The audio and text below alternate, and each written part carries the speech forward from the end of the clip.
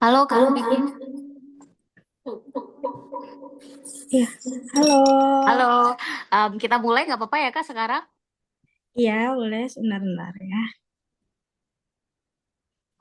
Oke, aku perkenalkan bentar ya. Oke teman-teman. Nah, nanti yang akan mengisi ini namanya adalah Kak Fikria. Beliau seperti tadi yang udah Kakak sampaikan ya, beliau tamatan S2-nya di ITB dan juga sekarang mengajar di Surabaya, if I'm not mistaken. Nanti kakaknya sepertinya juga akan memperkenalkan diri dan beliau bekerja sebagai dosen dan juga wirausaha. Jadi Kak Fikria juga punya uh, IO, event organizer gitu. Jadi nanti yang ingin bertanya tentang related to menjadi dosen dan juga yang pengen buka usaha boleh silakan ditanyakan kepada Kak Fikria. Gitu ya. Mungkin segitu aja perkenalannya. Boleh silakan Kak Fikria kita serahkan ke Kak Fikria ya. Oke, halo. Ini aku udah jelas belum ya? Udah Kak? Oke. Oke, halo, selamat sore semuanya. Salam kenal. Halo. Oke. Ya, seperti yang tadi udah sempat dikenalin ya sama Kalivia. Terus ini juga udah ditampilkan juga untuk presentasi hari ini gitu. Nah, di sini saya pemateri terakhir ya untuk hari ini, yang mana nanti selama beberapa menit ke depan saya akan mempresentasikan tentang topik terkait peluang karir menjadi dosen gitu. Nah, di sini teman-teman yang sudah hadir ini kira-kira ada nggak yang pengennya nantinya bercita-cita untuk menjadi dosen atau guru? Mungkin di sini ada nggak? Halo? Oke, oke, mungkin karena ini di mute ya, jadi aku nggak bisa dengar. Oke, jadi kalau di sini teman-teman ada yang memang berminat untuk menjadi guru atau dosen tuh alhamdulillah banget ya, soalnya memang seperti yang sudah tayang di layar kalian ini, ternyata fakta di Indonesia saat ini itu generasi Gen Z sendiri itu ternyata minatnya untuk menjadi seorang guru atau seorang dosen itu ternyata sekarang sedang menurun. Dari data Kemendikbudristek juga, itu beliau mengatakan bahwa saat ini di Indonesia ini kita kekurangan pengajar yang berkualitas unggul, itu kita masih kekurangan sekitar 900.000 lebih pengajar di Indonesia. Sehingga sebenarnya peluang untuk kita menjadi pengajar sebagai guru ataupun dosen itu tuh sangat banyak terbuka bagi masyarakat Indonesia gitu, apalagi generasi-generasi muda. Nah, tapi yang disayangkan adalah faktanya saat ini banyak adik-adik Gen Z yang belum minat atau minatnya itu ternyata sedikit tuh di area mengajar gini gitu ya. Nah, untuk membahas hal ini selama 45 menit ke depan kurang lebih nanti bersama saya Fikria kita akan membahas tentang bagaimana kita bisa mengeksplorasi minat kita sebagai pengajar di era digital gitu ya. Oke, baik. Mungkin bisa minta tolong di next.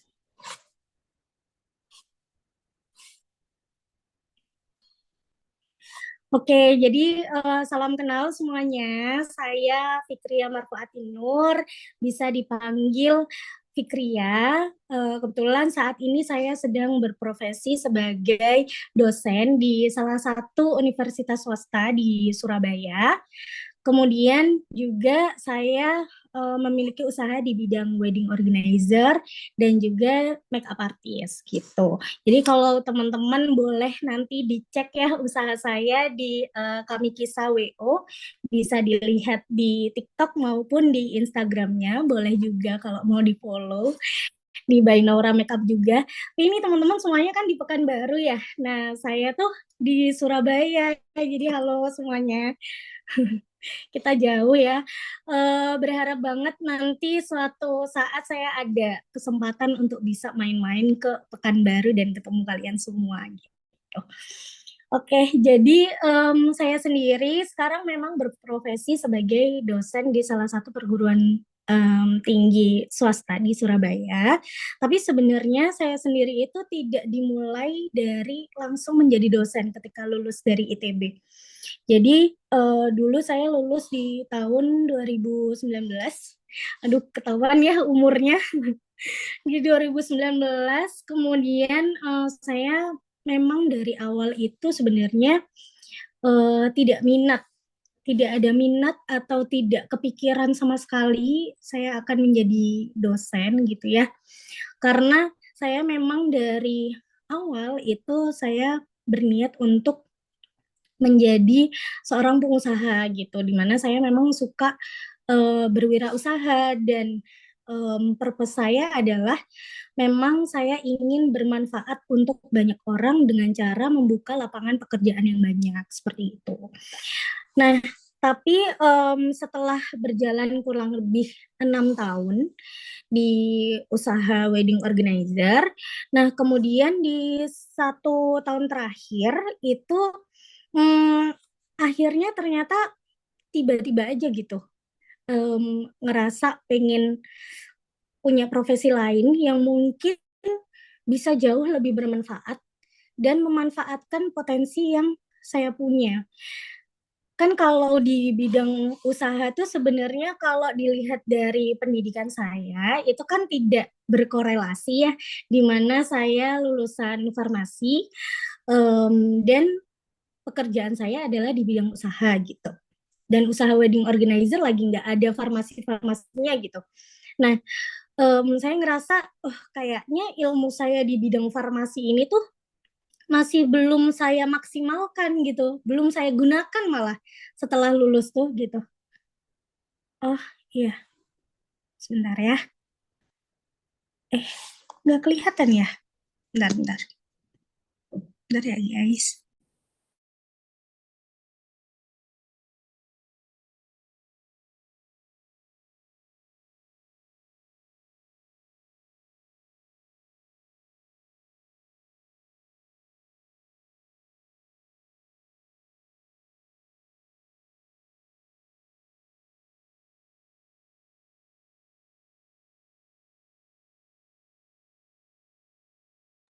Udah kelihatan belum ya? Belum ya?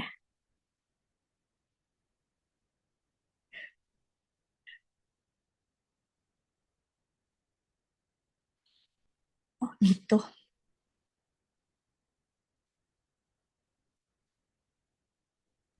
Kak Fikri ya, izin.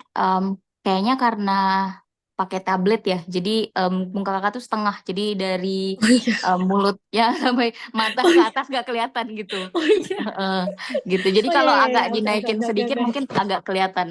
Oke, sebentar ya, teman-teman. Nah,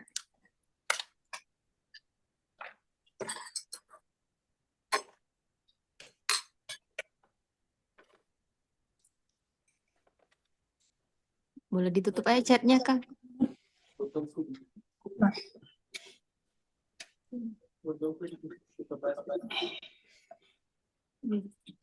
Chatnya ditutup aja kayaknya.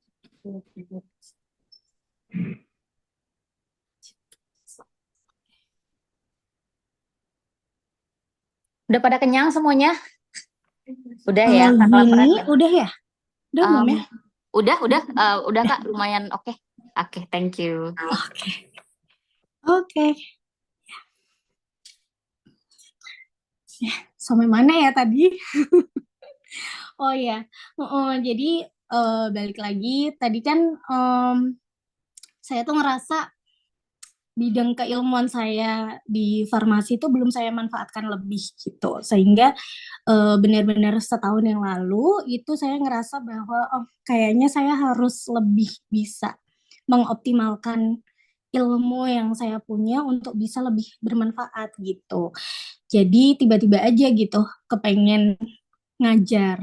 Dan ya sebenarnya awalnya nggak langsung jadi dosen ya, cuman saya memang mencari-cari kira-kira adakah sekolah atau komunitas yang memang menyediakan wadah untuk saya bisa mengajar gitu. Dan tidak apa namanya, saya memang tujuannya tidak bekerja pada saat itu untuk mengajar, tapi memang saya pengen aja gitu nge-share ilmu yang saya punya gitu. Nah, tapi ternyata ini Masya Allahnya ya, maksudnya saya tuh nggak pernah mm, mengutarakan keinginan saya secara langsung atau saya pengen jadi dosen dan lain-lain, tapi ternyata sama Allah tuh dikasih aja gitu jalannya. Ternyata ada aja jalannya untuk tiba-tiba saya bisa ditawari menjadi dosen di universitas swasta di Surabaya gitu. Jadi tepat 1 tahun yang lalu tiba-tiba saya ditawari oleh Universitas PGRI Adibuana Surabaya untuk mengajar di Fakultas Ilmu Kesehatan di Prodi Farmasi gitu. Jadi dengan adanya tawaran tersebut dan juga pas banget nih, saya baru aja ngebatin kalau pengen ngajar.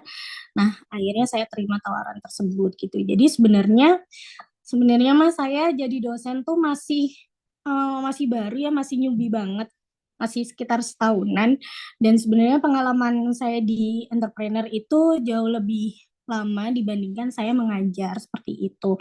Jadi ini nanti saya akan nge-share kira-kira eh, apa sih yang saya tahu tentang karir dosen ini dan gimana caranya kita bisa, saya harap bisa meningkatkan minat dari adik-adik Gen Z ini untuk nantinya berprofesi sebagai pengajar, entah itu guru ataupun dosen gitu.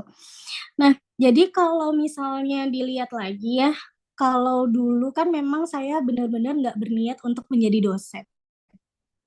Karena em, pertama memang tidak ada ketertarikan, yang kedua memang ya sesuai dengan faktanya ya bahwa di Indonesia ini gaji pengajar itu tidak terlalu tinggi gitu, bahkan bisa dibilang cukup rendah gitu ya dibandingkan dengan negara lainnya.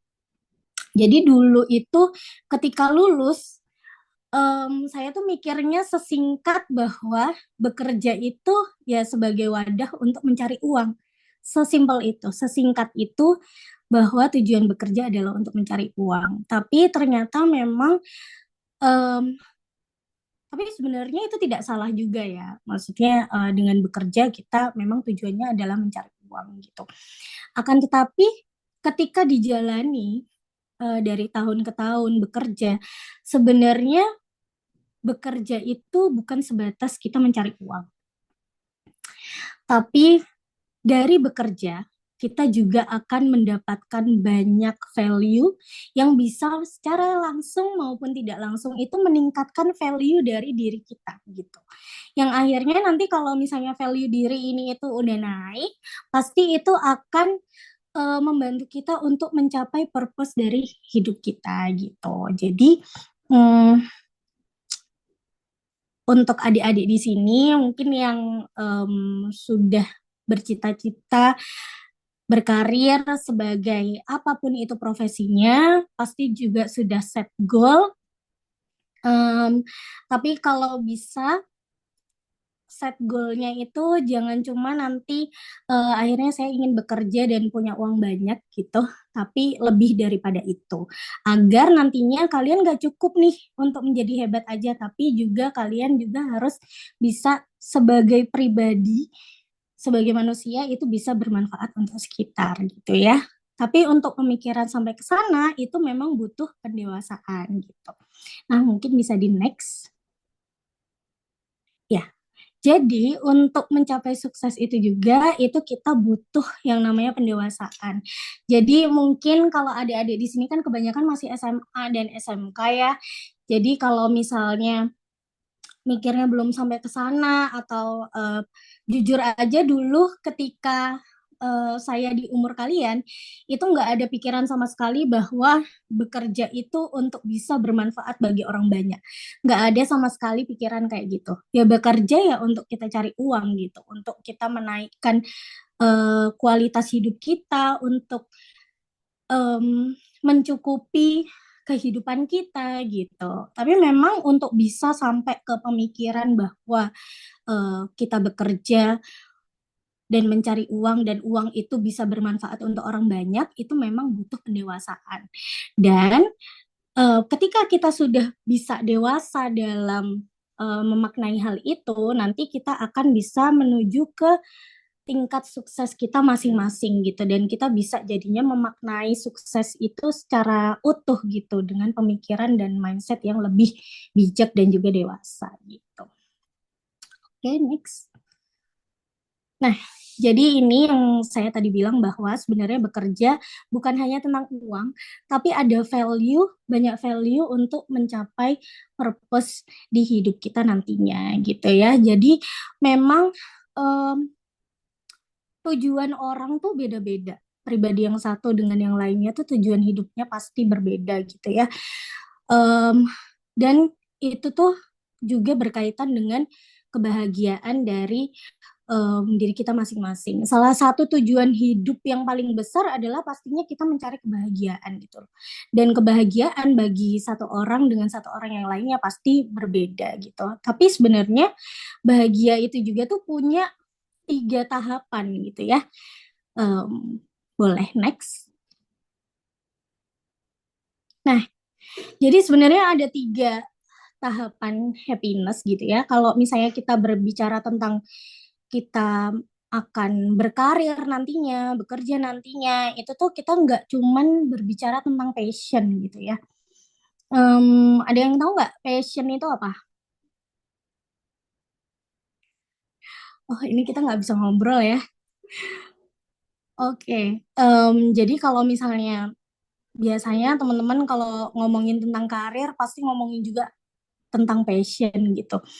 Nah, kalau passion sendiri bagi saya adalah sesuatu yang kita senangi dan kita mau melakukan dalam waktu yang lama gitu. Jadi nggak cuman seneng ngelakuin tapi cuman seneng di saat itu aja. Misalnya kalian seneng terus dapat hasil, seneng ngelakuin terus habis itu ada hasilnya terus udah gitu. Tapi kalau misalnya nanti hasilnya nggak sesuai dengan harapan terus udah nggak seneng lagi, nah itu namanya bukan passion. Tapi kalau misalnya kalian apa namanya suka melakukan hal itu, benar-benar mau melakukan hal itu, gimana pun hasilnya, nah itu namanya passion ya. Jadi ada, balik lagi ada 3 tahapan kebahagiaan. Yang pertama adalah pleasure. Nah, bedanya pleasure dengan passion adalah kalau misalnya pleasure itu kalian cuman senengnya sebentar aja. Nah, tapi kalau misalnya udah naik ke passion, itu kalian benar-benar mau merelakan waktu kalian, mau merelakan tenaga kalian dalam waktu yang lama, dan kalian tetap suka dengan hal itu gitu. Dan kalau udah bisa menjalankan passion dengan baik, nantinya kita akan naik nih ke happiness yang berikutnya, yaitu purpose gitu ya, dimana di purpose ini nanti itu kan udah naiknya ke tujuan hidup ya. Jadi pastinya lebih dewasa lagi untuk mengartikan sebuah kebahagiaan, di mana kebahagiaan itu nanti berarti kita bisa bermanfaat untuk orang lain seperti itu. Terus, oke, next. Nah, jadi em, untuk mencapai purpose yang tadi kita bicarakan, itu tuh kita punya prosesnya masing-masing. Jadi kalau adik-adik di sini kan sekarang lagi SMA nih, pengennya nanti kuliah gitu ya, terus gabung di Edu for All ini juga, dapat kesempatan keterima di Edu for All ini juga, itu sebagai proses dari teman-teman bisa apa ya, yang teman-teman akhirnya pilih gitu loh untuk akhirnya kalian ngejalanin ini. Dan mungkin ini menjadi suatu starting point kalian. Jadi kalau ngomongin starting point, orang-orang tuh kita tuh punya starting pointnya masing-masing untuk mencapai ke tujuan akhir kita gitu ya. Yang mana kadang itu kalau misalnya kita lihat starting pointnya orang lain tuh kok kayaknya udah gampang aja gitu. Misalnya kalau kalian sekarang SMA, kemudian tujuannya adalah nanti kalian keterima di universitas yang kalian inginkan. Nah, kadang tuh ngeliat starting pointnya orang lain, misalnya kalian belum keterima, kemudian temen kalian itu keterima, nah kalian ngeliat kayak journey-nya si teman-teman kalian tuh lebih mulus daripada kalian gitu loh. Padahal kalian ngiranya tuh em, mulainya itu bareng-bareng, daftarnya bareng-bareng, em, apa namanya lulusnya bareng-bareng, tapi tuh startingnya tuh nggak sama gitu. Jalannya tuh kok nggak sama, padahal nih sama-sama nih kita lulusnya, kita berjuangnya gitu loh. Nah, tapi kan itu yang kelihatan dari mata kita ya. Nah, siapa tahu sebenarnya starting pointnya teman kalian yang keterima ini tadi, itu tuh sebenarnya udah dimulai dari jauh lebih dulu daripada kalian gitu. Dan sekarang yang kalian lihat dia itu lebih mudah untuk diterima di universitas lain, kayak di universitas yang bagus, itu tuh sebenarnya udah hasil dari dia melewati starting point-nya gitu. Maksudnya starting point di sini adalah awal dari em, apa ya? Awal dari perjuangan gitu ya. Nah, jadi siapa tahu teman kalian ini waktu berjuangnya tuh udah lebih dulu daripada kita gitu. Jadi kalau boleh cerita dulu tuh saya punya em, teman SD di mana dia itu mungkin em, dia berasal dari keluarga yang em, tidak berprivilege, bahkan kekurangan gitu ya. Nah, dia sejak SD itu sudah membantu orang tuanya di pasar sebelum dia berangkat sekolah. Jadi dia sebelum berangkat sekolah, subuh-subuh pasti ikut orang tuanya untuk mulung apa botol-botol bekas gitu. Nah, sekarang teman saya ini dia baru saja menyelesaikan PhD-nya dari Belgia dan juga sekarang dia berprofesi sebagai dosen di UGM gitu. Jadi kalau misalnya saya lihat perjalanan dari akademisnya, itu tuh kayak lancar banget. Dia bisa keterima di ITB dengan mudah, kemudian langsung lanjut mendapatkan beasiswa di Belgia hingga sampai PhD. Itu tuh kalau saya lihat dengan dari sisi mata aja ya, itu tuh kayak kok dia sangat beruntung banget ya gitu. Kok dia apa namanya prosesnya tuh mulus-mulus aja ya gitu. Padahal mulainya nih bareng-bareng nih sama aku juga gitu, seangkatan. Tapi kok dia dengan sudah umurnya sama, tapi value yang ada di diri dia tuh udah jauh lebih banyak, pengalamannya juga jauh lebih banyak dan apa namanya yang dia dapat tuh terlihatnya sangat mudah gitu.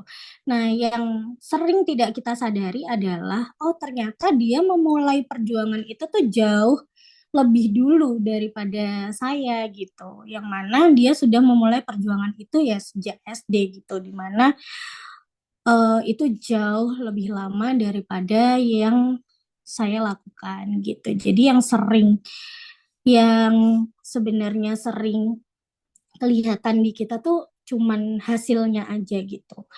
Dan em, kita tuh sebagai manusia sebenarnya itu banyak banget hmm, apa ya kejadian-kejadian yang pasti bikin kita tuh gampang kecewa gitu dengan hasilnya. Kadang kita tuh terlalu cepat untuk kecewa menerima hasil gitu.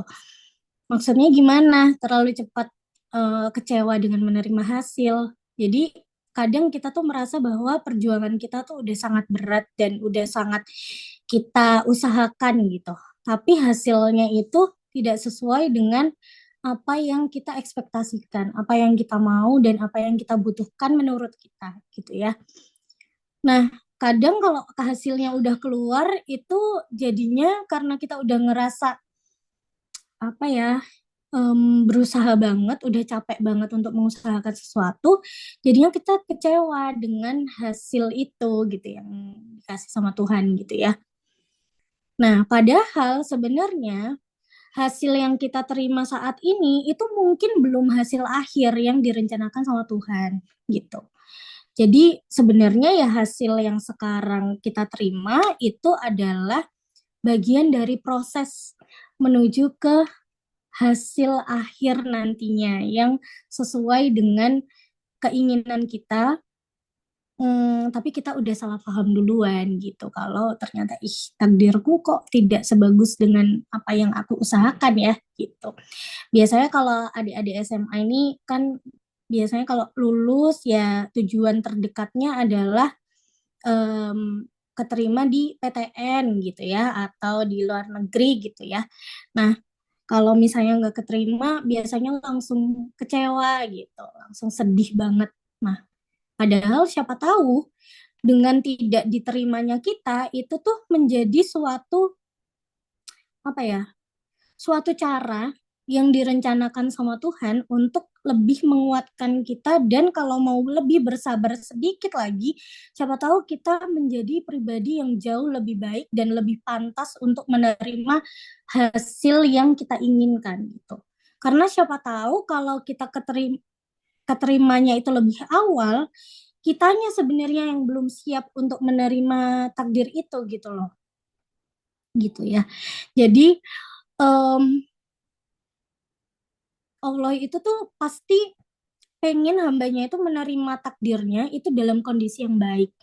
Maksudnya adalah kita menerima takdir itu sesuai dengan kesiapan kita. Jadi dikasih sama Allah pas kita juga udah siap gitu, udah pantas untuk nerima. Tapi kalau misalnya kita belum pantas untuk nerima, terus habis gitu dikasih nih yang kita inginkan, nah itu nanti siapa tahu itu akan menjadi ujian dalam hidup kita gitu loh. Dan malah karena kitanya belum siap dan belum pantas untuk menerima, jadinya malah jadi permasalahan baru seperti itu. Gitu. Jadi saya percaya bahwa proses yang kita jalani ini adalah proses pemantasan diri untuk mencapai tujuan hidup akhir kita gitu. Oke, next. Oke, ini yang tadi sudah saya katakan ya, bahwa proses adalah bagian dari pemantasan diri. Jadi, adik-adik SMA sekarang dinikmati aja prosesnya. Kalian memilih untuk berproses mulai dari sekarang, berarti harus berkomitmen dan juga harus sabar dan konsisten. Kalau hasilnya belum sesuai dengan apa yang kita mau, sabar dulu, sabar dan tetap konsisten. Kita nggak akan tahu kita kalau sabarnya lebih dari 1 menit selanjutnya dengan kita nggak sabar 1 menit sebelumnya, siapa tahu hasilnya jauh berbeda gitu. Jadi lebih ke arah diterima aja dulu apa yang datang ke kita gitu. Begitu. Nah, kita balik lagi ya ke peluang karir dosen. Jadi kalau misalnya seperti faktanya saat ini bahwa minatnya adik-adik Gen Z untuk menjadi pengajar itu kan menurun banget. Nah, kalau misalnya alasannya itu karena penghasilannya tidak banyak, nah apakah sebenarnya menjadi dosen itu atau menjadi guru itu bisa berpenghasilan lebih? Jawabannya bisa banget. Nah, kalau kalian tujuannya adalah menjadi dosen dengan penghasilan tinggi, nah itu kan tujuan akhir kita nih ya.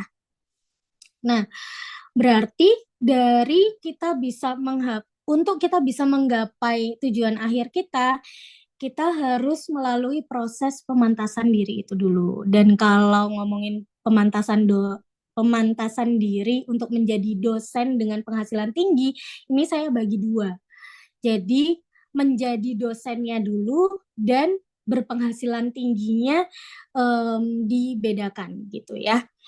Jadi proses yang pertama adalah menjadi dosen dulu. Kalau teman-teman bercita-cita ingin menjadi dosen, memang terlihatnya prosesnya akan jauh lebih lama dibandingkan menjadi guru misalnya. Kalau menjadi guru, teman-teman nanti kuliah di jurusan pendidikan, kemudian nanti 1 tahun menjalani PPG, kemudian kalian bisa bekerja sebagai guru gitu ya. Nah, kalau menjadi dosen, umumnya adalah kalian kuliah S1, kemudian kalau misalnya ada profesi, kalian profesi dulu, kemudian S2, dan bahkan saat ini kriteria untuk menjadi dosen itu minimal ongoing S3 atau pokoknya mau untuk segera melanjutkan kuliah S3 begitu. Jadi mau nggak mau untuk menjadi dosen, pemantasan diri yang pertama adalah kita meningkatkan kemampuan akademis gitu. Dari sisi em, menempuh pendidikannya itu tadi. Jadi kalau menjadi dosen memang menempuh pendidikannya jauh lebih lama ya. Jadi kita nanti harus sampai S3. Em, Kemudian kalau kita sampai ke S3, otomatis kemampuan akademis kita juga harus naik juga ya, gitu. Karena kita akan menjadi dosen, kita akan menjadi pengajar di mana pengajar ini kita share ilmu, mengajarkan ilmu. Jadi kalau kemampuan akademisnya nggak bagus, nanti yang mendapatkan ilmunya ini juga akhirnya yang ke transfer juga nggak maksimal gitu. Jadi kan yang kita pengenkan adalah menjadi dosen yang berkualitas unggul gitu ya. Nah, selain itu, selain dari bidang akademis, pemantasan diri lainnya adalah mungkin kita bisa meningkatkan value, terutama kalau untuk menjadi dosen berarti harus public speaking-nya bagus gitu ya. Nah, untuk bisa mencapai public speaking bagus, adik-adik di sini bisa nantinya ketika kalian masuk kuliah, kalian bisa ikut organisasi-organisasi ataupun juga dari tugas-tugas kuliah aja deh. Tugas-tugas kuliah tuh kan banyak presentasi gitu. Nah, kalau kalian mendapatkan tugas presentasi, itu tuh jangan cuma dimaknai pokoknya presentasi terus abis gitu udah dapat nilai, nggak kayak gitu. Tapi kalau kalian bisa memaknai lebih, kalian bisa dapat value dari presentasi tersebut. Apa salah satu value-nya? Salah satunya adalah kita bisa meningkatkan skill public speaking kita. Kita jadi berani nih untuk berbicara di depan orang banyak gitu. Jadi sebagai latihan lah kalau misalnya nanti dikasih tugas sama dosennya untuk presentasi, ya itu dimaknainya ya sebagai wadah untuk kita berlatih gitu ya. Kemudian yang ketiga, pemantasan diri yang ketiga adalah kita bisa membangun relasi. Nah, dengan kita memperluas relasi, itu pastinya akan menguntungkan kita dari beberapa aspek dan banyak hal gitu ya. Terutama nanti kalau misalnya udah lulus juga, kalau kita banyak relasi, pastinya kita punya kenalan banyak orang dong dan kita udah ketemu banyak orang. Kalau semakin kita ketemu banyak orang, itu banyak hal-hal positif yang kita bisa ambil dari masing-masing person itu gitu. Jadi kalau teman-teman di sini misalnya lagi di Edu for All, kalian kan mendapatkan teman-teman baru ya. Dari teman-teman baru ini kalian bisa mengambil hal-hal positif yang dipunya dari temennya itu gitu. Jadi dari situ em, teman-teman bisa memperluas dan memperbesar mindsetnya lagi. Jadi relasi itu nggak hanya sekedar nanti hubungan pekerjaan dan dipermudah di pekerjaan atau dapat bisa mendapatkan banyak info, tapi juga bisa membantu memperluas mindset kita dengan kita ketemu orang banyak gitu. Nah, yang terakhir adalah jam terbang. Nah, jadi kalau pemantasan diri dari jam terbang itu teman-teman yang bisa teman-teman lakuin adalah teman-teman bisa latih dengan mungkin nanti pada saat kuliah kalian sering salah satunya ya berorganisasi itu tadi.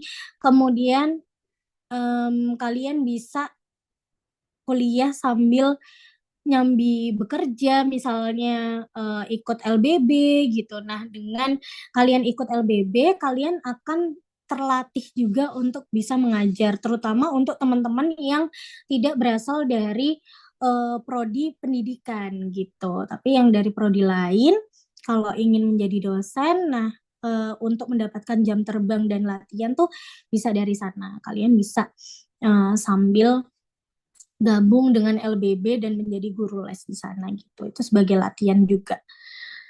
Nah, untuk selanjutnya, kalau nggak cukup menjadi dosen aja, tapi kalian pengen berpenghasilan yang tinggi, selain kita memantaskan diri dari keempat hal yang di atas, yang lebih ditonjolkan lagi adalah kita harus memperbanyak lagi dari jam terbangnya atau dari pengalamannya gitu ya. Kalau ngomongin pengalaman itu sebenarnya mencakup keempat hal ini gitu, mencakup dari mulai relasi, public speaking, dan juga kemampuan akademis gitu ya. Misalnya kalau dari segi public speaking, kalau misalnya public speakingnya bagus, siapa tahu kalian sebagai dosen bisa diundang menjadi narasumber gitu. Atau misalnya kalian berpengalaman kalau menjadi dosen tuh kan nggak cuman mengajar ya. Kalau jadi dosen tuh harus tridharma. Tridharma itu pendidikan, penelitian, dan pengabdian kepada masyarakat. Nah, misalnya mengajar udah oke nih. Nah, kemudian value lain dari diri kalian yang lebih unggul adalah di bidang penelitian. Nah, kalau di bidang penelitian kalian ini jago banget, kemudian banyak banget yang akhirnya penelitian ini terpublish dan lain-lain. Nah, nantinya kalian juga pastinya bisa mendapatkan rekanan yang jauh lebih banyak. Kemudian kalian bisa diikutkan proyek-proyek yang lebih besar lagi dan banyak proyek juga yang lain-lain yang akhirnya bisa membuka kesempatan baru gitu. Jadi biasanya senior-senior saya itu pada akhirnya nggak cuma menjadi dosen tapi bisa menjadi konsultan gitu. Gitu. Nah, itu peluang-peluangnya banyak sekali dari kita bisa menjadi dosen. Seperti itu. Next. Nah, ini saya ambil dua contoh untuk persyaratan teman-teman nanti menjadi dosen kalau memang minat ke sana. Jadi contohnya adalah ini yang terbaru ya, rekrutmen dosen di ITS dan juga di UNESA, Universitas Negeri Surabaya. Nah, di sini bisa terlihat ya kalau untuk dosen dosen itu nggak cuman dari PNS aja, tapi ada non PNS. Tapi syaratnya adalah memang minimal ongoing S3 atau mau berkomitmen untuk segera mendaftar S3 atau seenggaknya udah ada proposal untuk kita nanti mengajukan PhD atau doktoral seperti itu. Jadi kebanyakan memang kalau di apa namanya universitas negeri di Indonesia itu requirement-nya tuh seperti itu gitu.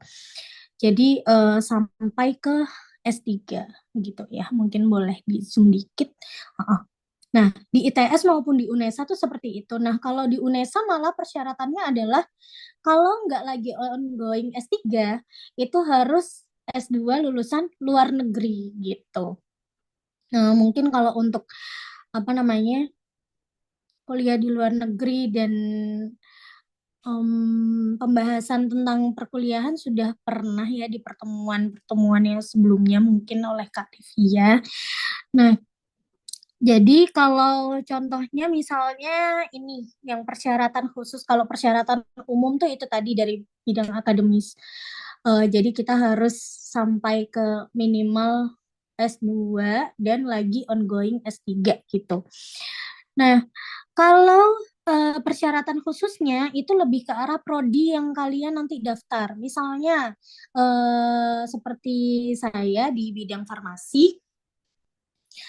Di bidang farmasi itu kebanyakan memang dibutuhkan yang S2 farmasi dan juga apoteker. Nah, sekarang tuh peraturannya udah berbeda ya dari sebelumnya. Kalau di PTN di Indonesia itu seperti itu. Jadi harus yang linier gitu. Jadi S1-nya farmasi, S2-nya juga farmasi gitu. Nah, kalau di PTS atau perguruan tinggi swasta memang tidak seketat yang di negeri ya. Tapi kalau PTS ini kadang tuh boleh nih lulusan S2 yang baru fresh graduate banget. Nah, tapi memang harus yang linear dari yang S1-nya. Jadi S1-nya misalnya farmasi, S2-nya juga farmasi, seperti itu. Nah, kenapa kok harus seperti itu? Ini terkaitnya dengan akreditasi dari prodi tersebut gitu. Jadi memang yang diambil tuh kalau di Indonesia tuh harus yang linear gitu.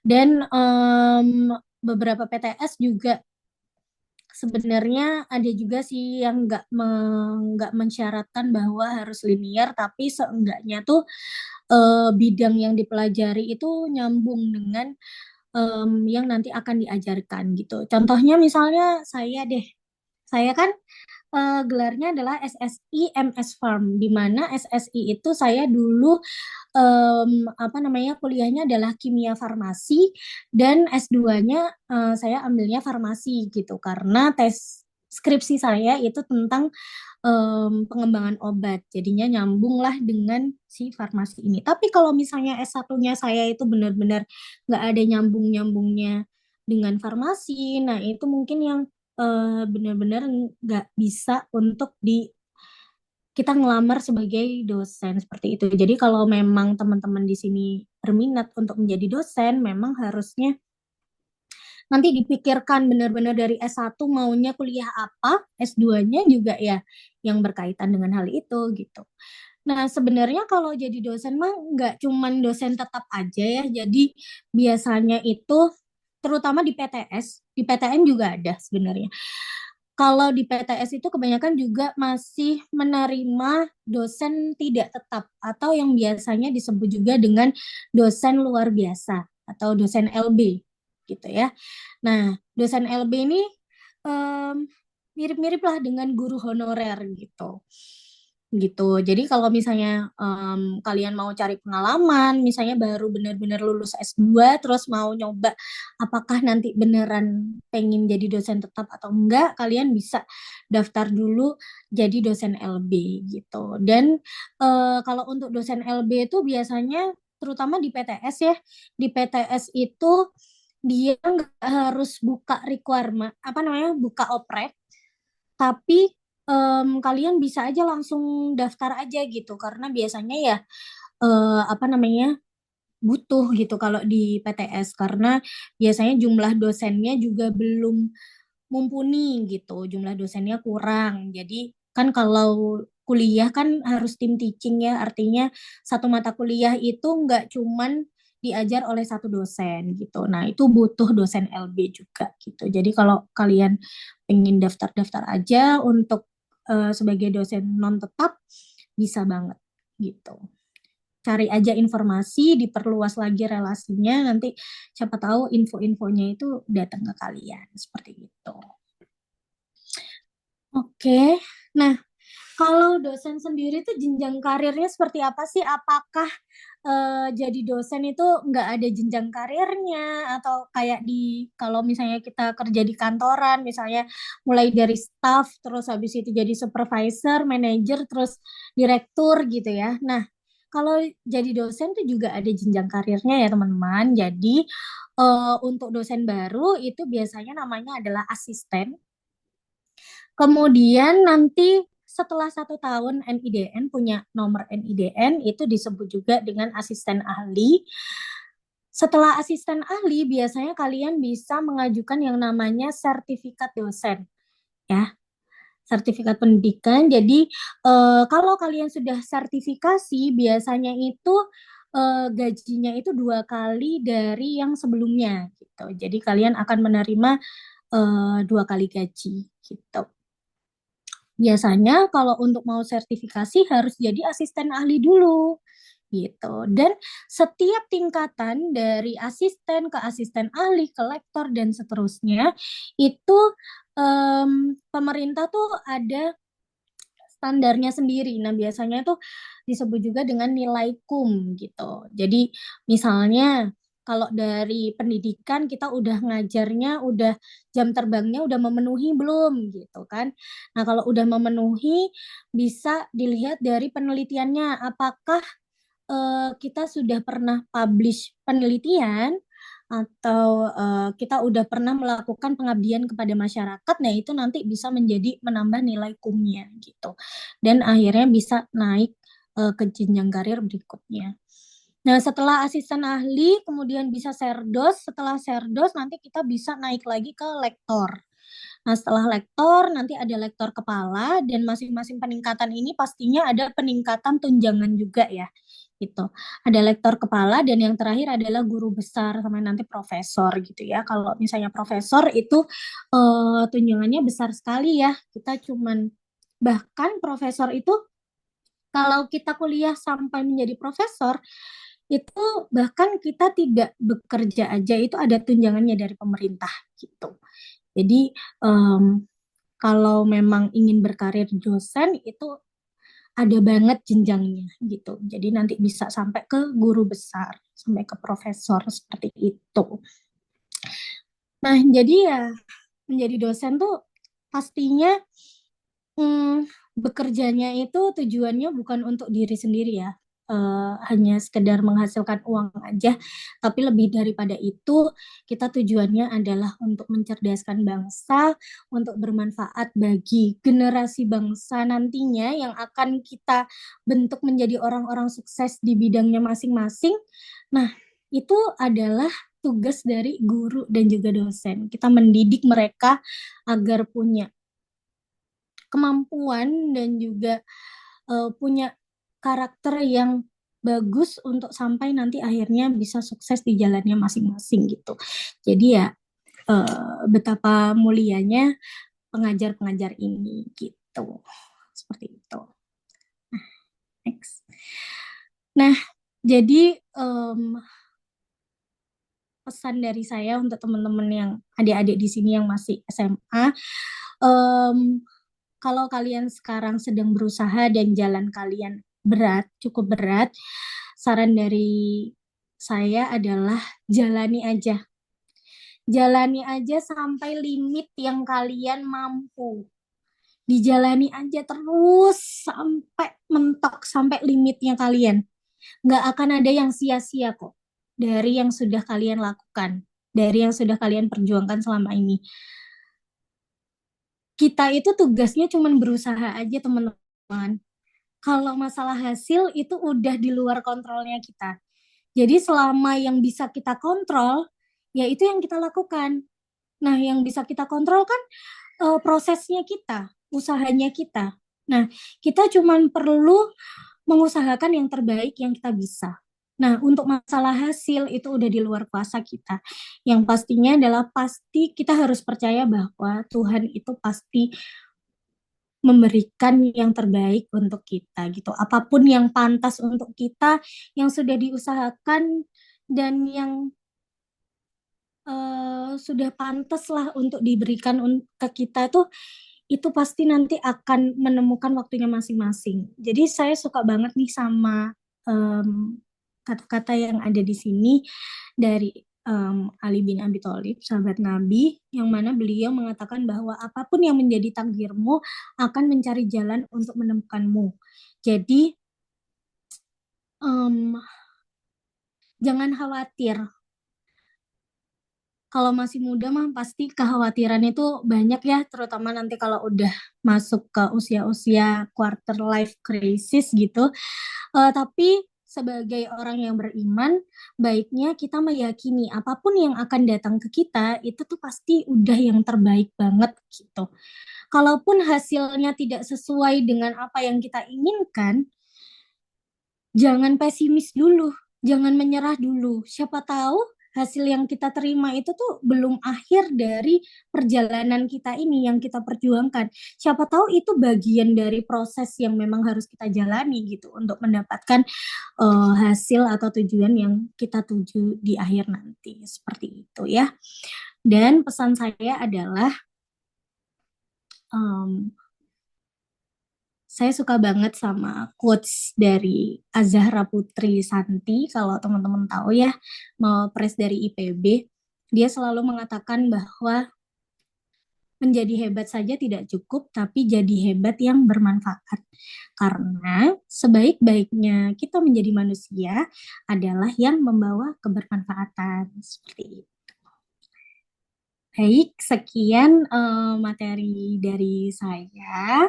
Terima kasih. Mungkin ada yang mau didiskusikan atau ada yang mau ditanyakan mengenai karir menjadi dosen ataupun yang tertarik di bidang usaha juga gitu. Silahkan.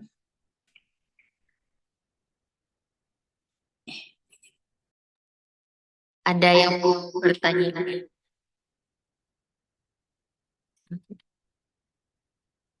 Ini udah. Udah, Man? Udah. Baik. Assalamualaikum warahmatullahi wabarakatuh. Sebelumnya, perkenalkan nama saya Muhammad Imaditya.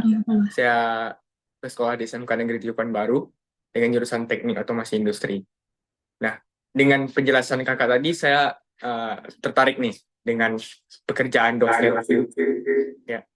Dan yang ingin saya tanyakan adalah bagaimana sih pengalaman kakak hingga menjadi dosen dari S1, S2, apakah ada mengambil beasiswa atau mengejar nilai atau bagaimana?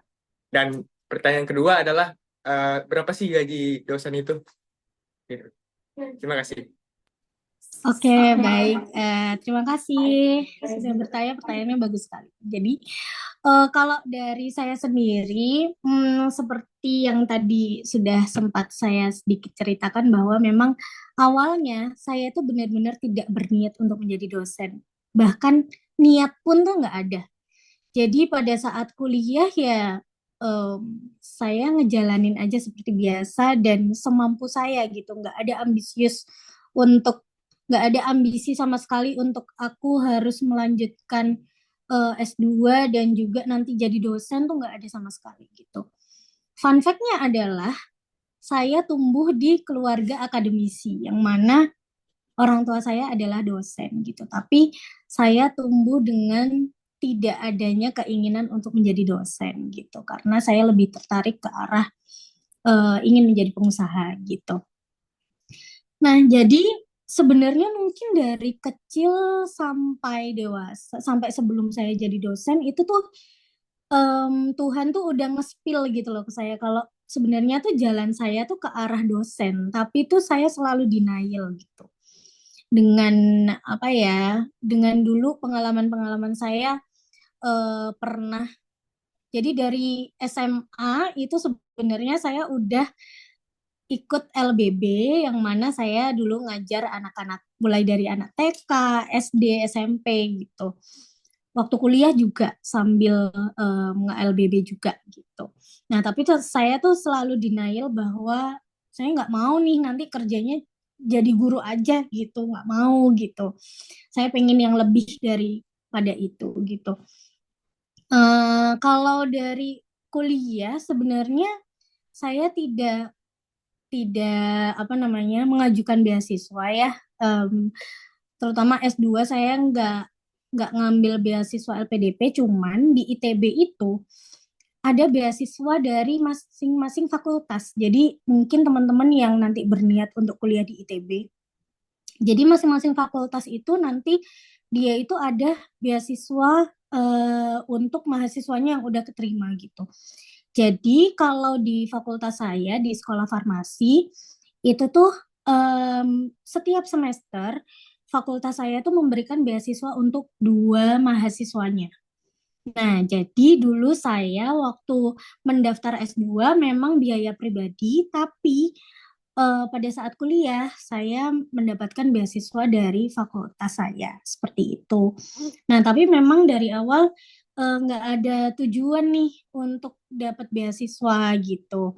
Jadi itu pun tahu ketika ya sudah kuliah gitu dan diinfo dari himpunan seperti itu bahwa ada beasiswa dan akhirnya saya apply gitu. Jadi nanti kalau teman-teman pada saat kuliah tidak berhasil mendapatkan beasiswa, biasanya kalau di perguruan tinggi negeri itu masing-masing fakultas tuh ada mereka menyediakan beasiswa. Cuman tergantung dari em, univnya gitu ya. Gitu. Kalau dari ITB itu pasti ada gitu. Jadi di masing-masing fakultas tuh ada dan setiap semester membuka hanya untuk 2 mahasiswanya gitu. Begitu sih. Nah, kemudian untuk gaji dosen sendiri, kalau di PTS ya, tapi saya juga tahu sih dari yang PTN juga, kalau kalian jalurnya itu PNS, itu gaji pertama atau gaji pokok, kalau di Surabaya itu malah gaji pokoknya itu belum UMR, tapi gaji pokok ya, belum tunjangan gitu. Jadi kalau gaji pokoknya sendiri sebagai dosen itu memang di bawah UMR. Tapi ya itu dosen tuh ada tunjangan-tunjangannya. Misalnya tunjangan dari kalian punya anak bimbing atau anak wali atau kalian membuat soal UTS, membuat soal UAS. Nah, itu tuh ada em, gajinya masing-masing gitu. Jadi dari tunjangan-tunjangan itulah nantinya em, penghasilannya jadi lumayan gitu. Cuman memang tidak sebesar misalnya kalian bekerja di company-company besar ataupun kalian punya usaha sendiri gitu. Begitu sih memang gitu. Ya, nah kira-kira udah menjawab pertanyaannya belum? Ya, Nah, gimana? Terima kasih Kak. Oke, sama-sama. oke, ada yang mau bertanya lagi? Oh, ada 2 lagi nih, Kak. Iya, boleh, Bang. Oke, halo. Halo. Dah, saya. Halo Kak, Apa Halo. ya? Perkenalkan nama dong. halo Kak Fikri ya. Perkenalkan, Iya. nama saya Nuzul Nur Rasid, panggilan saya Nuzul. Saya dari Hmm. SMA Negeri 5 Pekanbaru. Nah, Oke. izin bertanya Kak, ini pertanyaannya hampir sama dengan temuan sebelumnya yang disampaikan oleh Kak Livia sendiri. Hmm. Kakak kan menjadi seorang dosen, terus menjadi seorang wirausaha. Pertanyaannya simpel. Kalau boleh tahu, berapa kali kakak gagal sebelum menjadi seorang Dosen. dosen, seorang wirausaha? Dan bagaimana cara kakak untuk mengatasi kegagalan itu dari perspektif kakak sendiri? Oke, itu saja Kak. Terima kasih. Oke, terima kasih Nuzul, pertanyaannya bagus sekali ya. Bisa. Oke, jadi saya sendiri sampai di hari ini itu pastinya udah melewati banyak kegagalan. Pertama, em, saya itu gagal, ini mulai dari sekolah ya. Saya itu gagal ketika SMP ke SMA, saya tuh benar-benar ada target untuk pengen banget nih karena saya di Surabaya, saya pengen masuk SMA Negeri 5 Surabaya. Tapi pada saat itu saya gagal untuk masuk SMA Negeri 5 Surabaya. Akhirnya saya masuknya swasta gitu. Nah, kemudian ada gagal lagi ketika S1, di mana S1 saya nggak langsung di ITB, tapi saya keterimanya di UNER gitu. Jadinya itu gagal yang kedua. Kemudian pada saat kuliah S1, itu saya juga mulai punya bisnis ya, gitu. Saya dulu usaha just tip, usaha bikin baju juga. Kemudian saya usaha jualan tahu bakso. Tahu nggak tahu bakso ya? Tahu yang isinya bakso itu loh. Nah, dari usaha-usaha itu tuh tidak berlangsung lama gitu. Jadi intinya adalah kesalahannya adalah saya terlalu cepat untuk akhirnya menyerah gitu ketika hasilnya itu tidak sesuai dengan targetnya gitu. gitu. Jadi akhirnya nggak dilanjutin, kemudian bikin yang baru, terus habis itu nggak dilanjutin lagi, terus bikin yang baru lagi gitu. Nah, tapi dari kegagalan-kegagalan itu, akhirnya saya memutuskan untuk tetap ngelanjutin apa yang saya minati gitu ya, di bidang usaha. Jadi saya tetap mencoba dan belajar. Jadi dulu akhirnya saya menemukan mentor bisnis gitu. Dulu saya akhirnya jadi ada kakak kelas saya, di mana kakak kelas saya itu dia udah punya suatu usaha sendiri. Kemudian saya belajarlah dari si kakak kelas ini gitu. Dari kakak kelas ini saya ikut dulu nih jadi karyawannya dia gitu. Jadi waktu S1 setelah usaha-usaha yang saya jalani itu gagal, kemudian saya memutuskan untuk oke, kayaknya kalau untuk punya bisnis sendiri kayaknya saya tuh belum mumpuni gitu. Kayaknya saya belum ada ilmunya. Toh juga saya kuliahnya tuh nggak di bidang bisnis manajemen gitu. Jadinya saya memutuskan untuk belajar dulu nih di senior saya yang udah lulus dan punya usaha. Jadi saya memutuskan untuk menjadi karyawannya dia dulu gitu. Nah, dari saya menjadi karyawan, saya diajari banyak hal di situ tentang bisnis gitu. Akhirnya saya melanjutkan S2, kemudian saya menikah pada saat S2. Nah, pada saat S2 dan menikah itulah sebenarnya titik turning point saya, di mana saya menikah itu saya ditipu oleh wedding organizer gitu. Jadi saya ditipu, wedding organizer saya itu tidak datang di hari pernikahan saya. Nah, dari situ akhirnya hikmahnya ternyata jauh lebih besar daripada kerugian yang saya dapatkan di hari pernikahan saya itu. Jadi hikmahnya adalah ternyata dari situ memunculkan ide bisnis yang mana saya pengen akhirnya bikin wedding organizer yang amanah dan juga terpercaya. Terus juga intinya adalah WO saya harus bagus, tidak merugikan klien, yang mana kalau misalnya WO itu merugikan kliennya di pernikahannya dia nggak bisa mengulangi pernikahannya lagi kan, gitu. Bukan cuman masalah uangnya yang rugi, nggak cuman rugi di materi, tapi dia juga rugi momennya juga gitu. Jadi saya berkomitmen untuk menjadi WO yang amanah gitu.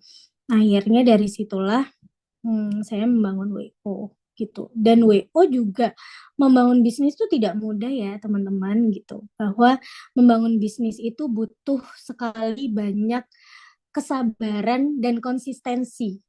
Sulitnya itu. Gimana kita bisa berkomitmen untuk tetap konsisten sampai akhirnya membuahkan hasil gitu. Kalau teman-teman berpikir bahwa oh aku mau usaha aja biar waktunya lebih fleksibel gitu. Kalau kita usahanya tuh dari ngerintis, itu tuh malah kalian nggak akan punya waktu sama sekali. Bahkan untuk diri kalian sendiri. Karena pasti waktunya itu tercurahkan dengan kalian membangun bisnisnya. Kalian membangun bisnis tuh kalau misalnya punya bisnis, kalian berarti bertanggung jawab atas karyawan kalian. Kalau kalian gagal, yang rugi bukan cuma kalian, tapi karyawannya kalian gitu. Yang mana sudah menggantungkan hidup kepada kalian gitu.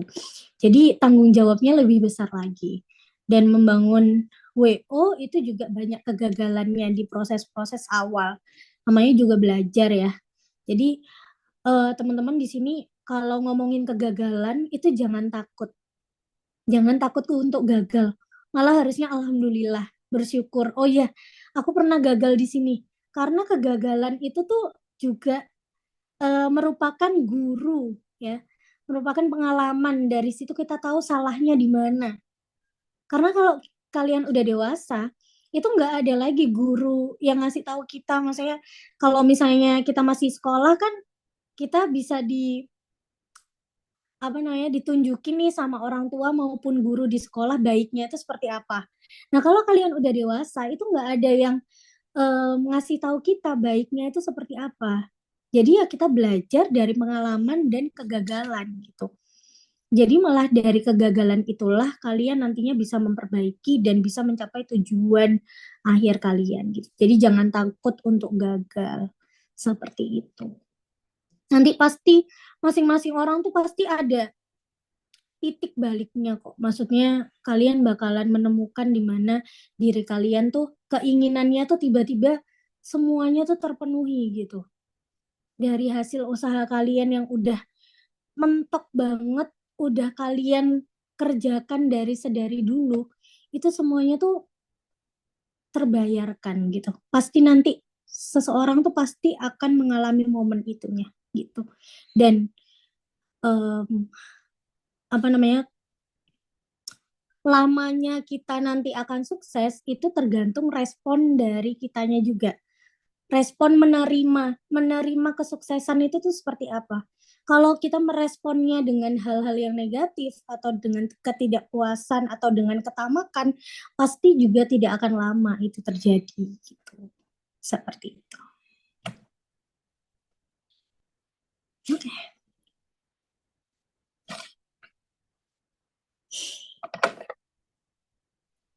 Dan satu lagi ya. Saya ke depan boleh, Kak? Boleh. Baik, udah. Udah. Baik, sebelumnya perkenalkan Kak, nama saya Nishatul Aini, panggilannya Caca. Nah gini Kak, di lingkungan Caca tuh profesi dosen nih tingkatannya tuh kayak lebih tinggi daripada guru, baik itu guru SD, SMP, SMA. Nah juga teman-teman Caca tuh kalau ditanya pengen jadi apa, pada banyak yang pengen jadi dosen daripada jadi guru. Jadi Caca penasaran gitu Kak, kenapa orang-orang lebih milih profesi dosen daripada guru sendiri gitu. Nah kalau dari pandangan Kakak sebagai orang yang sudah menjadi dosen, kenapa Kakak lebih memilih dosen daripada menjadi guru, baik itu guru SMA, SMP, atau SD? Nah, juga pertanyaan kedua, ini pertanyaan titipan. Pertanyaannya itu, berapa umur maksimal untuk menjadi dosen? Itu aja, Kak. Terima kasih. Oke, terima kasih pertanyaannya. Ya, jadi kenapa kok orang-orang lebih pengen jadi dosen daripada jadi guru? Ini sebenarnya tergantung perspektif ya. Maksudnya adalah itu kaitannya dengan pandangan nilai sosial juga gitu. Mungkin pandangan orang terhadap dosen itu lebih tinggi karena memang dosen itu yang diajar adalah tingkatannya universitas gitu. Dan kelihatannya tuh jadi lebih eksklusif gitu.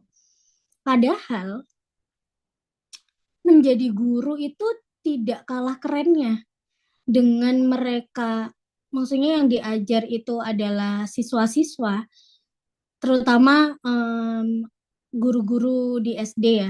Mereka kan mengajarkan ilmu dasar, di mana guru SD itu tuh sangat bertanggung jawab atas pendidikan karakter dari anak-anak SD ini tadi. Dan kalau kalian perhatikan, kalian yang sekarang itu juga sedikit banyak terbentuk dari masa SD kalian gitu. Jadi sebenarnya guru ini tuh lebih susah nih pekerjaannya dan jauh lebih mulia gitu karena yang diajar tuh anak-anak di mana bertanggung jawabnya itu nggak cuman tentang akademisnya tapi juga tentang pendidikan karakter. Nah, kalau dosen kan sebenarnya kita cuman sharing ilmu ya. Sharing ilmu yang lebih lebih advance daripada ketika masih sekolah gitu. Mungkin kelihatannya lebih eksklusif aja dari pandangan sosial itu gitu. Terus mungkin juga karena sebenarnya itu yang terjadi di Indonesia ya, bahwa guru ini kesejahteraannya itu masih kurang diperhatikan gitu, sehingga ya apa namanya, pandangannya masyarakat terhadap guru itu lebih lebih minim daripada dosen gitu. Padahal sebenarnya ya dosen juga sama aja sih. Maksudnya dari segi penghasilan, kemudian dari kesejahteraannya gitu. Gitu sih. Terus yang kedua tadi apa ya?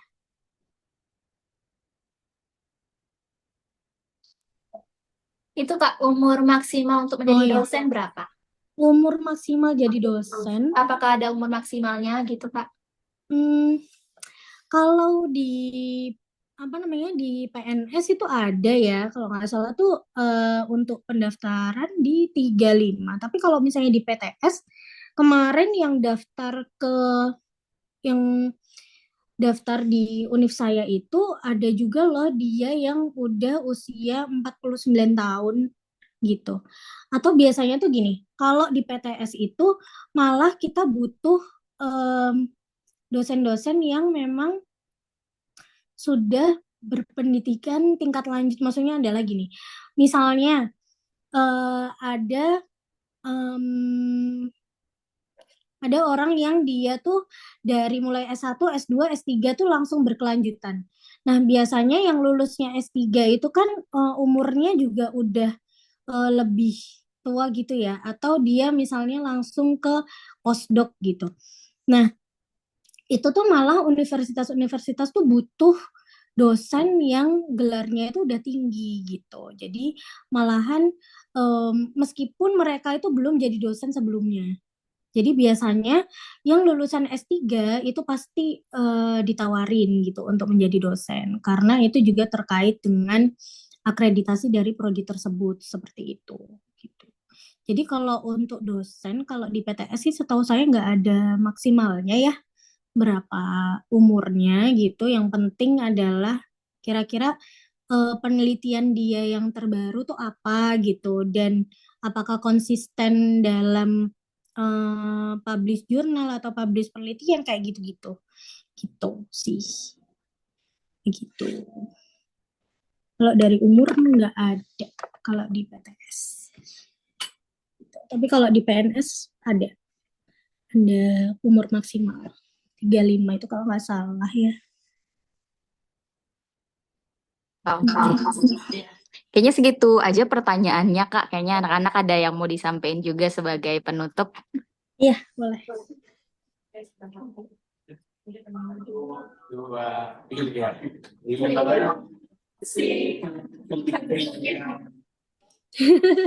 Iya, sama-sama. Aku izin screenshot ya. Semoga pertemuan kita hari ini tuh bermanfaat untuk semuanya. Mohon maaf kalau mungkin susah dipahami atau kurang gimana gitu.